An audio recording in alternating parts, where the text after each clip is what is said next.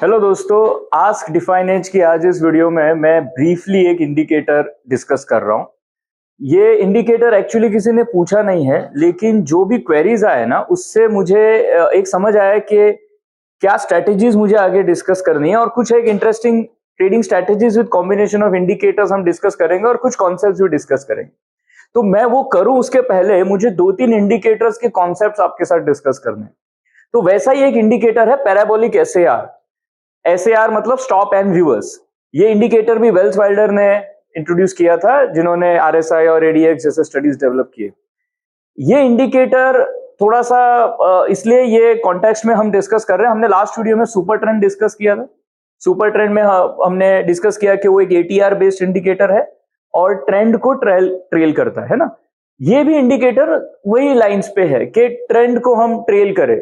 ऐसे और भी बहुत सारे इंडिकेटर्स है जहां पे हम ट्रेंड ट्रेलिंग करते हैं, जैसे मूविंग एवरेज। सिंपल एक बेसिक मूविंग एवरेज भी ट्रेंड ट्रेलिंग का इंडिकेटर हो सकता है। ट्रेंड को ट्रेल करना मतलब क्या है, जैसे अप ट्रेंड है तो हम हमारा स्टॉप लॉस की तरह अगर कोई इंडिकेटर यूज करे तो जैसे जैसे प्राइस ऊपर जा रहा है हमारा स्टॉप लॉस ऊपर होते हो हम उस ट्रेंड को जो है वो ट्रेल करे ऊपर की तरफ। सेम वे अगर ट्रेंड बेरिश है, डाउन जा रहा है, तो हमारा जो स्टॉप लॉस है वो नीचे आता जाए।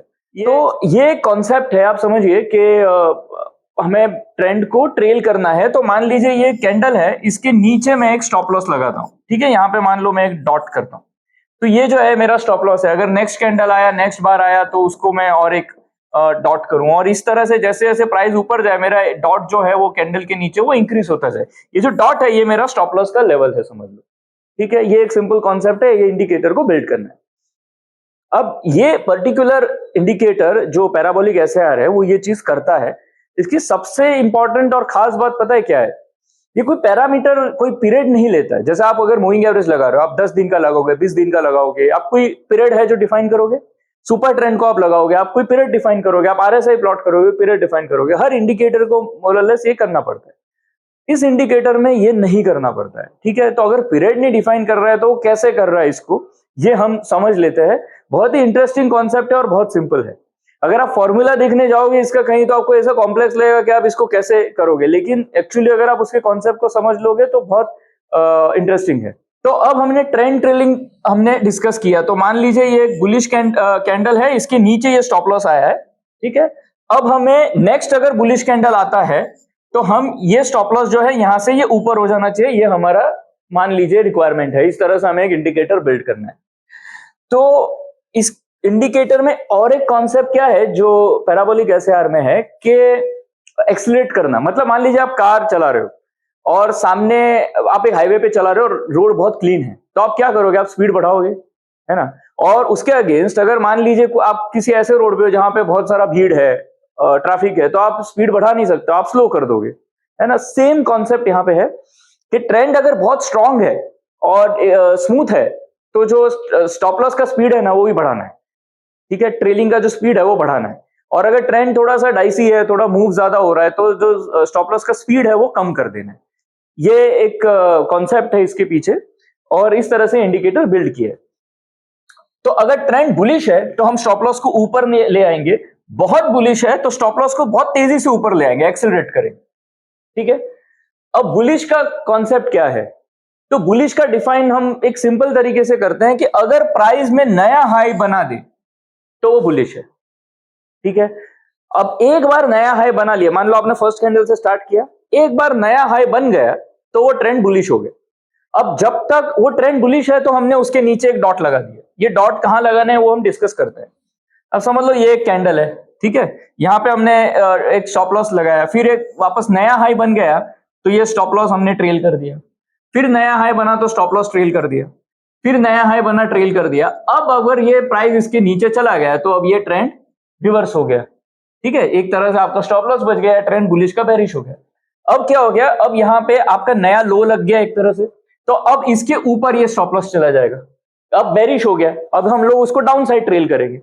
अब ये नया लो लग गया, नया लो मतलब इसके नीचे आया, तो अब ये वापस स्टॉप लॉस ट्रेल होगा, ठीक है। तो इस तरह से अगर ये और एक नया लग गया तो ये स्टॉप लॉस यहाँ ट्रेल हो गया।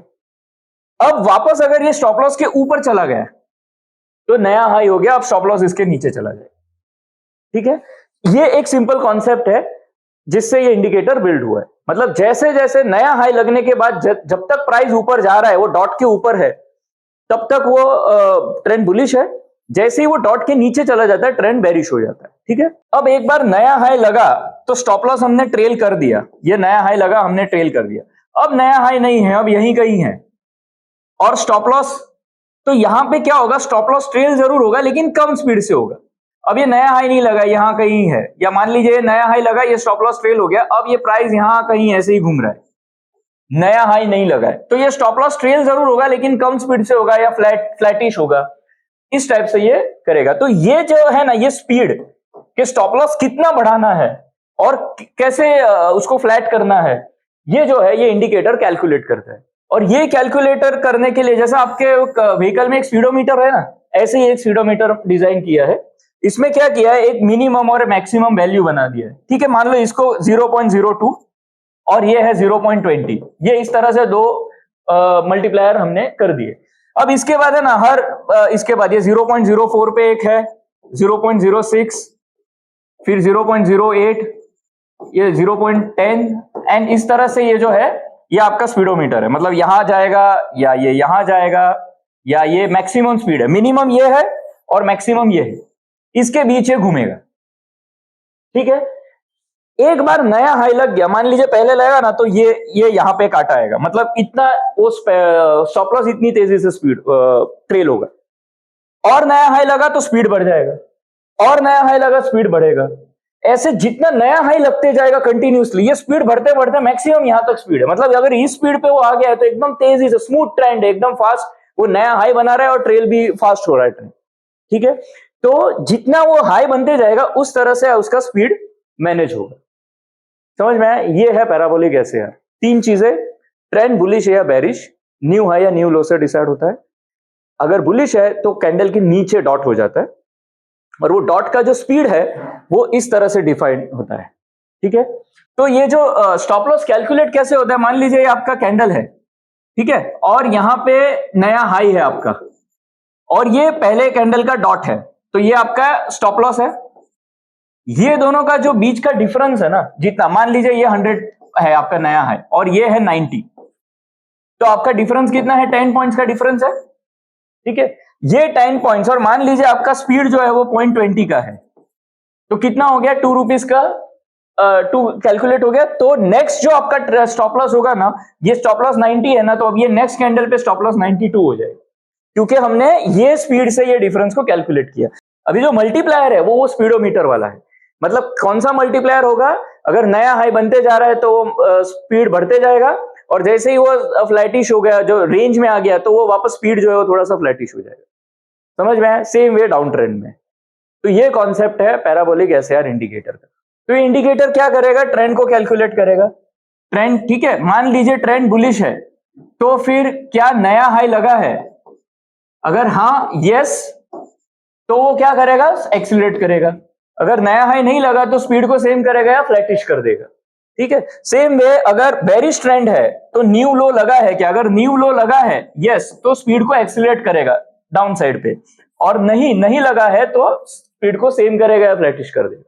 ये इस इंडिकेटर का कॉन्सेप्ट है। तो देखिए ये इंडिकेटर जो है, आप पैराबोलिक एसएआर जैसे ही प्लॉट करते हो, ये आपको डॉट्स दिख रहे हैं, ये वही डॉट्स है। जैसे ये ट्रेंड बुलिश है ना, तो ये डॉट्स देखिए आपको कैंडल के नीचे, और धीरे धीरे वो एक्सेलरेट होते जा रहे हैं, और जैसे ही वो प्राइस उसके नीचे जाएगा तो वो कैंडल के ऊपर डॉट होगा और धीरे धीरे वो एक्सेलरेट करते जाएगा।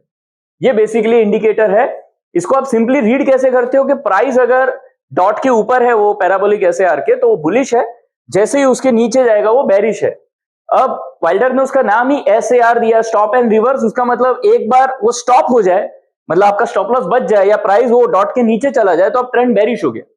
And it can be treated as stop and reverse indicator, जहां पे वो प्राइस ऊपर है तो आप बुलिश पोजीशन ले लो, जैसे उसके नीचे जाता है तो बेरिश ट्रेंड पोजीशन ले लो।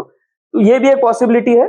दूसरा एक है कि अभी आपको ये कॉन्सेप्ट समझ में आया, तो जैसे स्पीड बढ़ता है ना, इसका मतलब ट्रेंड स्ट्रांग है, तो जैसे इसका डॉट का स्पीड बढ़ता है, दैट मीन्स ट्रेंड स्ट्रांग है। यहाँ पे आप bullish candles, bullish price patterns, या कोई और बुलिश ऑब्जर्वेशन से के बेस पे आप ट्रेड्स प्लान कर सकते हो। इसको हम अलग अलग इंडिकेटर्स के साथ कंबाइन करके ट्रेडिंग स्ट्रेटेजीज भी बिल्ड कर सकते हैं। इसके ऊपर हम आगे डिस्कशन करेंगे। एक और पॉसिबिलिटी है, जैसे अगर ये डॉट के नजदीक आ जाए कभी कभी, तो ये एक पुल बैक पॉसिबिलिटी हो सकता है। हालांकि ये मैथमेटिकल इंडिकेटर है, ये कहीं प्रीवियस लेवल्स नहीं कैलकुलेट करता है, बट बिकॉज नया हाई बना है प्राइस और अभी ये डॉट के ऊपर है, तो यहाँ पे पुल बैक अपॉर्चुनिटीज भी होता है। ये हर ट्रेंड ट्रेलिंग इंडिकेटर्स में ये एक प्रॉपर्टी होता है उसका, जैसे वो नजदीक आता है तो बुलिश पुल बैक अपॉर्चुनिटी है, और डाउन ट्रेंड है और वो इंडिकेटर के नजदीक आता है तो बेरिश पुल बैक अपॉर्चुनिटी है। जो लोग P&F जानते हैं, आप सोचिए ये वो इंडिकेटर वहां भी प्लॉट हो सकता है, लेकिन इसमें अब लॉजिक आप सोचिए, मतलब नया स्विंग हाई बना, नया कॉलम बना कि उसके नीचे ये स्टॉप लॉस होगा, और जैसे ही एक मान लीजिए डबल बॉटम सेल लगा, जितनी बार वो कॉलम के नीचे जाएगा फ्रेश लो, ये ट्रेल होते जाएगा अबव कॉलम। तो कॉन्सेप्ट इस इंडिकेटर का पॉइंट एंड फिगर चार्ट पे भी बहुत इंटरेस्टिंग है। Same concept on Renko chart. तो स्टडी हर चार्टिंग मेथड पे एप्लीकेबल है, लाइक एनी अदर इंडिकेटर। अब हमने सुपर ट्रेंड डिस्कस किया। सुपर ट्रेंड में जो इंडिकेटर का लॉजिक क्या था, ATR के बेस पे, वोलेटिलिटी के बेस पे, राइट। यहां के इंडिकेटर में पैराबोलिक SR में क्या एक इंपॉर्टेंट प्रॉपर्टी है, वो स्पीडोमीटर है ना, एक्सीलरेट करना स्पीड को या फ्लैटिश करना, ठीक है। यहां पे इसको पार्क करना, आपको कॉन्सेप्ट समझ में आए ये ज्यादा जरूरी है। हम इन चीजों को आगे ट्रेडिंग स्ट्रेटेजीज में कैसे कंबाइन करके हम ट्रेड्स प्लान कर सकते हैं, उसके ऊपर भी डिस्कशन करेंगे। मेरा ये ऑब्जेक्टिव है इस सीरीज का कि आपको कॉन्सेप्ट्स है ना अलग अलग चीजों के अच्छे से समझ में आए। सो हम ट्रेडिंग स्ट्रेटेजीज जब डिस्कस करेंगे तो ये सारे कॉन्सेप्ट वहां पे यूज करेंगे, क्योंकि देखिए ट्रेडिंग स्ट्रेटेजीज को ऐसे डिस्कस करना बहुत आसान है, ऐसे भी बहुत सारे स्ट्रेटेजीज अवेलेबल है, राइट। फिर भी होता है ना, लोग एक स्ट्रेटेजी दूसरे स्ट्रेटेजी घूमते जा रहे हैं। इसका रीजन क्या है, क्योंकि पूरी तरह से कन्विक्शन नहीं है। और कन्विक्शन कहां से आता है, किसी चीज को अच्छे से समझने से कन्विक्शन आता है। वो हम लोग इस सीरीज में अचीव करेंगे, आपको समझा के ही छोड़ेंगे, डोंट वरी। तो ये SR इंडिकेटर को जो हमने डिस्कस किया, एक बार ऑब्जर्व कर लो चार्ट पे प्लॉट करके। ट्रेड उसको कैसे करना है ये भी आपको वैसे तो समझ में आता है, लेकिन हर चीज थोड़ी ट्रेड कर सकते हैं, तो उसको हम आगे और डिस्कस करेंगे। अभी समझ के पार्क कर लो कहीं, ठीक है। अच्छा, और एक बात, हम लोगों ने जो ऑप्शंस का एक क्वेश्चन पूछा था लास्ट वीडियो में, उस पर बहुत सारे कमेंट्स है और बहुत एंकरेजिंग कमेंट्स है, थैंक यू वेरी मच। हम लोग उसको स्टडी कर रहे हैं और अकॉर्डिंगली मैं एक अच्छा सीरीज प्लान करूंगा, वो भी एक सेपरेट सीरीज होगा इसके अलावा। So thank you for your time. अगर आप लोगों को हमारा काम अच्छा लगता है और ये एक्सप्लेनेशन यूजफुल लगता है तो दूसरों के साथ भी शेयर कीजिए और सब्सक्राइब कीजिए चैनल को। Thank you very much.